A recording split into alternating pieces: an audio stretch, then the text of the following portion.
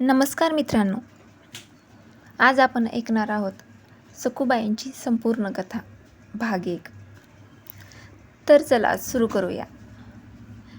संतांची भूमी असलेल्या महाराष्ट्रात एका छोट्या गावात सखूबाई नावाची एक साधी, निरागस आणि अत्यंत भक्तिमय स्त्री राहत होती. तिचे बालपणापासूनच विठ्ठलावर अपार प्रेम होते. लहानपणी ती रोज विठ्ठलांचे नामस्मरण करायची. ती नेहमी म्हणायची, विठ्ठला, तूच माझा पिता, तूच माझी माता, तूच माझा आधार. काळ लोटला आणि सखूबाईंचे लग्न एका श्रीमंत पण कठोर स्वभावाच्या घरात झाले. तिचा नवरा भित्रा आणि आईच्या शब्दाबाहेर नव्हता, पण तिची सासू अत्यंत क्रूर होती. लग्नानंतर सखूबाईंवर घरातील सर्व कामांची जबाबदारी टाकण्यात आली.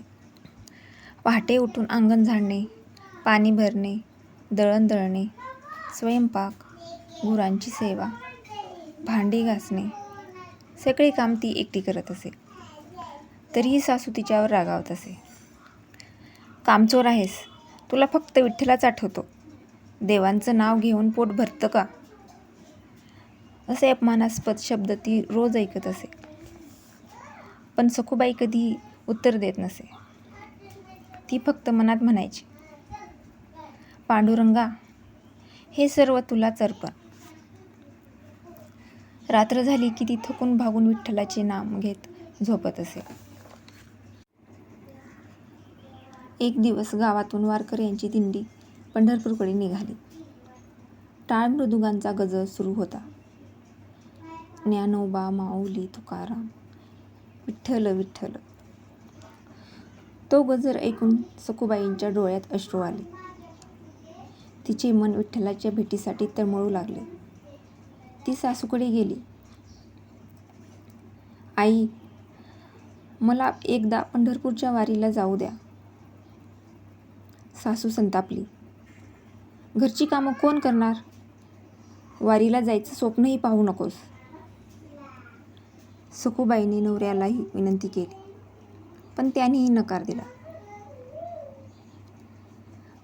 तरीही तिच्या मनात विठ्ठल भेटीची आस कमी झाली नाही. दुसऱ्या दिवशी सखूबाईने वारकऱ्यांसोबत जाण्याचा प्रयत्न केला. हे पाहून सासूला खूप राग आला. तिने सखूबाईला घरातील एका खांबाला दोरीने बांधून ठेवले. आता जा बघू वारीला. सखूबाई रडत होती. तिच्या डोळ्यातून अश्रू वाहत होते. ती हात जोडून म्हणाली, विठ्ठला, मला तुझ्या दर्शनाला यायचं आहे. आता तूच काहीतरी कर. तिची आर्त हाक थेट पंढरपूरच्या विठ्ठलापर्यंत पोहोचली. भक्तांच्या दुःखाने विठ्ठलाचे हृदय द्रवले.